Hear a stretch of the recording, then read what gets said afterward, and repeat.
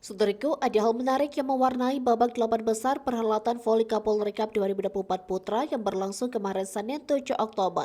Pevoli kenamaan tanah air Rifan Nurmulki tiba-tiba comeback membela Jawa Timur. Hasilnya, Rifan berhasil membawa Jawa Timur meraih kemenangan dalam laga yang berlangsung di Gor Terpadu Ayani Pontianak.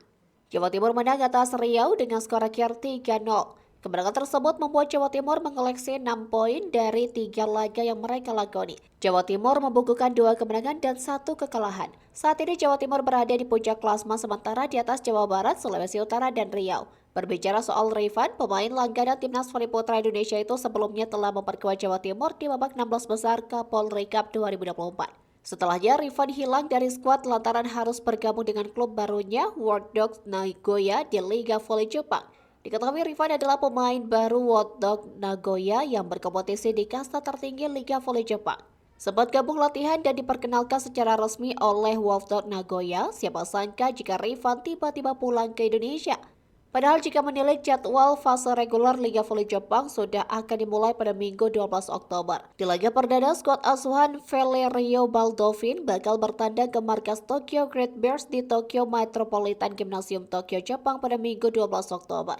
Namun teka-teki masih mewarnai jadwal debut Rifan bersama World Dogs Nagoya. Rifan belum bisa dipastikan apakah langsung diturunkan di laga perdana World of Nagoya melawan Tokyo Great Bears. Mengingat saat ini Rifan masih menjalani masa hukuman yang sebelumnya dikeluarkan PBSI. Diketahui Rifan dijatuhi hukuman larangan mengikuti turnamen internasional selama 1 tahun imbas pelanggaran yang dilakukannya. Wakil Ketua Bidang Binpres PBVSI Laudri Maspaitela menegaskan jika saat ini Rifan masih berada dalam periode masa hukuman. Adapun wewenang untuk memotong atau bahkan menghapus hukuman Rifan Nurmulki dimiliki oleh Dewan Kehormatan PBVSI. Sebagai informasi, Dewan Kehormatan PBVSI saat ini dijabat oleh Ketua Proliga Hani S. Soekarti, Yudi Suharyanto, dan Zulfar Syah. Jika PBVSI tidak memberikan kelonggaran atas sanksi yang dijatuhkan, Rifan diprediksi baru bisa menjalani laga debutnya bersama World of Nagoya pada Januari 2025. Volley tanah air pun berharap agar PBVSI melunak dengan memberikan dispensasi atau bahkan menghapus hukuman Rifan.